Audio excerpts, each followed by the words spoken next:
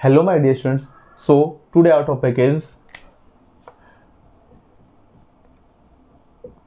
factors affecting rate of reaction. Factors affecting rate of reactions. सो अब देखिएगा यहाँ पर फैक्टर्स जो रेट ऑफ रिएक्शन को अफेक्ट करते हैं उसमें हमारे पास मेन जो पार्ट आएगा वो आएगा बेटा हमारे पास कोलिजन थ्योरी का, यानी कोलिजन थ्योरी। सो कोलिजन थ्योरी का कॉन्सेप्ट जो आप देखिएगा बेटा कि जो मॉलिक्यूल्स हैं आपस में वो इफेक्टिवली कोलाइड करके क्या फॉर्म करते हैं, प्रोडक्ट फॉर्म करते हैं। तो मान लीजिए हमने कोई एग्जांपल लिया हुआ है कि भाई हमारे पास ए जो रिएक्टेंट मॉलिक्यूल है वो क्या फॉर्म कर रहा है, रिएक्ट करके प्रोडक्ट फॉर्म कर रहा है। सो आप देखिएगा, मान लीजिए मैं इसमें कोई यहाँ पर ले लेता हूँ कि भाई आपके पास जो कंपोनेंट ए है, कंपोनेंट ए यानी कि रिएक्टेंट ए, हम इसको कह सकते हैं रिएक्टेंट ए, यानी ए के मॉलिक्यूल रिएक्शन करके क्या फॉर्म कर रहे हैं, यहाँ पर प्रोडक्ट फॉर्म कर रहे हैं। तो आप देखिएगा यहाँ पर मेरे पास ए के मॉलिक्यूल्स हैं। सो यहाँ पर ए के मॉलिक्यूल्स हैं मेरे पास और वो आपस में रिएक्शन करके क्या फॉर्म कर रहे हैं, प्रोडक्ट फॉर्म कर रहे हैं। तो अब यहाँ पर हमें कोलिजन थ्योरी के बेसिस पे ये एक्सप्लेन करना है कि यहाँ पर जो प्रोडक्ट फॉर्म होता है वो इफेक्टिवली कोलिजन से ही रिएक्टेंट फॉर्म करते हैं प्रोडक्ट। सो आप देखिएगा इफेक्टिव कोलिजन के लिए हमारे पास तीन मेन पॉइंट्स का होना बहुत ज़रूरी है। जो पहला पॉइंट आता है बेटा मेरे पास, फर्स्ट आता है कि इफेक्टिवली कोलिजन मीन्स हमारे पास प्रॉपर पॉइंट होना ज़रूरी है, प्रॉपर पॉइंट। और सेकंड मेरे पास होना चाहिए बेटा प्रॉपर एनर्जी, और थर्ड मेरे पास पॉइंट होना चाहिए बेटा proper orientation, proper orientation.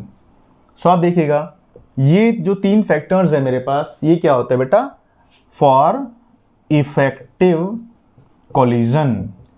Effective collision के लिए ये तीन फैक्टर्स का होना बहुत ज़रूरी है।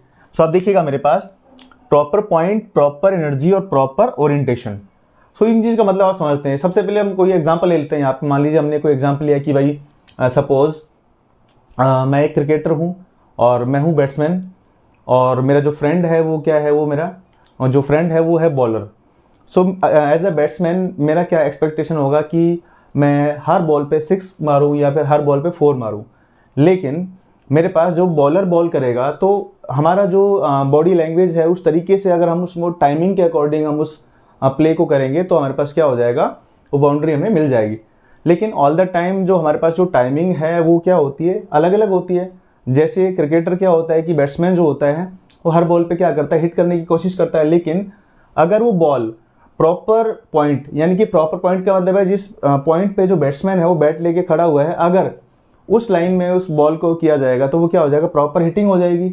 तो अगर मेरे पास प्रॉपर पॉइंट और प्रॉपर एनर्जी, मतलब अगर हम ज़्यादा एनर्जी से बैट को अगर घुमाएंगे तो क्या हो जाएगा, जो क्रिकेट की बॉल है वो क्या हो जाएगा, वो क्या स्पीड से घुमा देंगे तो बॉल बाद में आएगी।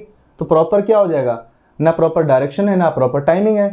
तो इस तरीके से क्या हो जाएगा, वहाँ पर बॉल मिस हो जाएगी, तो हो सकता है वो विकेट में चली जाए।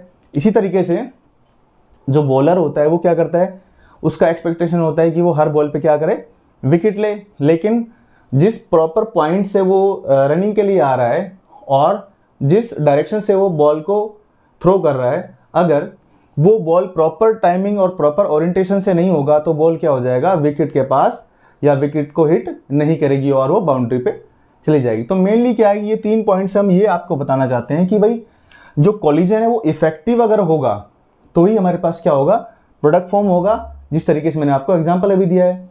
सो आप देखिएगा प्रॉपर पॉइंट का मतलब है कि एक प्रॉपर पॉइंट पे सभी रिएक्टेंट मॉलिक्यूल्स का आपस में रिएक्शन करना जो है वो जरूरी है। और प्रॉपर एनर्जी मतलब पॉइंट्स के ऊपर आपके पास जो रिएक्टेंट है उनकी प्रॉपर एनर्जी होना जरूरी है। इसी के साथ प्रॉपर ओरिएंटेशन मतलब एक प्रॉपर डायरेक्शन के साथ पर्टिकुलर एक पॉइंट पे जो मॉलिक्यूल आपस में कोलाइड करेंगे तो उसको कहते हैं इफेक्टिव कोलिजन, और उसी से क्या हो जाएगा, प्रोडक्ट फॉर्म होता है। तो उसके लिए हमारे पास क्या होता है बेटा, इफेक्टिव कोलिजन के लिए ये तीन पॉइंट्स का होना बहुत ज़रूरी है। सो अब देखिएगा वन बाय वन हम फैक्टर्स पढ़ते हैं। जैसे पहले हमारे पास फैक्टर आता है हमारा effect of concentration, effect of concentration. So आप देखिएगा रेट ऑफ रिएक्शन कब फास्ट होगा, जब मॉलिक्यूल आपस में स्पीडली कोलाइड करेंगे प्रॉपर पॉइंट पर, प्रॉपर ओरिएंटेशन के साथ और प्रॉपर एनर्जी के साथ। सो आप देखिएगा जब रिएक्टेंट मॉलिक्यूल की कोलिजन पर सेकंड, यानी कोलिजन पर सेकंड, कोलिजन पर सेकंड जो है रिएक्टेंट मॉलिक्यूल्स का जब इंक्रीज हो जाएगा, कोलिजन पर सेकंड मतलब है एक सेकंड में कितने मॉलिक्यूल प्रॉपर पॉइंट पर, प्रॉपर एनर्जी के साथ और प्रॉपर डायरेक्शन के साथ क्या करते हैं, अगर कोलाइड करते हैं, तो इसको कहते हैं इफेक्टिव कोलिजन। और इस कोलिजन थ्योरी के बेसिस पे अगर इफेक्टिव कोलिजन पर सेकंड अगर रिएक्टेंट मॉलिक्यूल का इंक्रीज हो रहा है तो रेट ऑफ रिएक्शन क्या हो जाएगा, फास्ट हो जाएगा। तो आप देखिएगा इफेक्ट ऑफ कंसंट्रेशन, अगर मॉलिक्यूल मेरे पास अभी क्या है कि पहले मॉलिक्यूल सपोज मैं लिया कि इसमें 6 रिएक्टेंट मॉलिक्यूल्स हैं, अब मैं क्या करता हूं, अगर इसमें कंसंट्रेशन फिल कर देंगे, यानी कि हमारे पास ए के रिएक्टेंट मॉलिक्यूल को हम इंक्रीज कर देंगे, तो आप देखिएगा ए के मॉलिक्यूल्स क्या हो जाएंगे, इंक्रीज हो जाएंगे। अब देखिएगा ए के मॉलिक्यूल जब इंक्रीज हो जाएंगे तो इनके बीच में क्या हो जाएगा, ज्यादा कोलिजन होगा, क्योंकि कंसंट्रेशन बढ़ाने से क्या हो जाएगा, यहाँ पर एक तरीके से भीड़ क्रिएट हो जाएगी और वो भीड़ आपस में क्या करेगी, आपस में कोलिजन करेगी, जिससे क्या हो जाएगा, अगर वो कोलिजन इफेक्टिवली है तो कोलिजन पर सेकंड अगर इंक्रीज होगा तो रेट ऑफ रिएक्शन भी क्या हो जाएगा, इंक्रीज होगा। सो नेक्स्ट हमारे पास क्या होता है बेटा, टेम्परेचर, इफेक्ट ऑफ टेम्परेचर।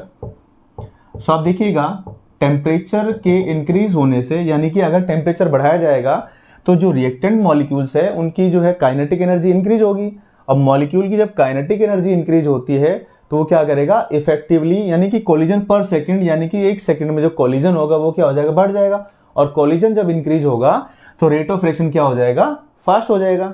इसी तरीके से थर्ड मेरे पास पॉइंट आता है बेटा effect of pressure. So effect of pressure, आप देखिएगा अभी जो रिएक्टेंट मॉलिक्यूल के बीच में जो आपको गैप दिखाई दे रहा है, जैसे हम उसको प्रेशर इंक्रीज करेंगे तो जो मॉलिक्यूल है उनके बीच में इंटर पार्टिकल डिस्टेंस क्या हो जाएगा, यहाँ पर इंटर पार्टिकल डिस्टेंस जैसे ही कम होगा तो कोलिजन पर सेकंड क्या हो जाएगा, इंक्रीज होगा। और कोलिजन पर सेकंड जब इंक्रीज होगा due to less intermolecular difference या इंटर पार्टिकल डिस्टेंस अगर कम है मेरे पास, तो मॉलिक्यूल इफेक्टिवली ज्यादा कोलाइड करेंगे और ज्यादा कोलाइड करेंगे तो रेट ऑफ रिएक्शन क्या हो जाएगा, इंक्रीज हो जाएगा। सो नेक्स्ट फोर्थ पॉइंट है मेरे पास बेटा effect of catalyst. So effect of catalyst, अब आप देखिएगा मेरे पास कैटलिस्ट का क्या इफेक्ट होता है। अब आप देखिए कैटलिस्ट जो होता है वो रिएक्शन के रेट को क्या करता है, एल्टर करता है, यानी कि पॉजिटिव कैटलिस्ट रिएक्शन के रेट को इंक्रीज करता है, नेगेटिव कैटलिस्ट रिएक्शन के रेट को क्या करता है, डिक्रीज करता है। सो हमें यहाँ पर कैटलिस्ट क्या करता है, मेनली अगर देखा जाए तो कैटलिस्ट जो होगा वो एक्टिवेशन एनर्जी को कम करता है। और कैटलिस्ट हमने कौन सा लेना, पॉजिटिव कैटलिस्ट लेना है। और कैटालिटिक प्रमोटर, कैटालिटिक प्रमोटर का मतलब है जो कैटलिस्ट की एक्टिविटी को भी इंक्रीज कर दे उसको बोलते हैं कैटालिटिक प्रमोटर।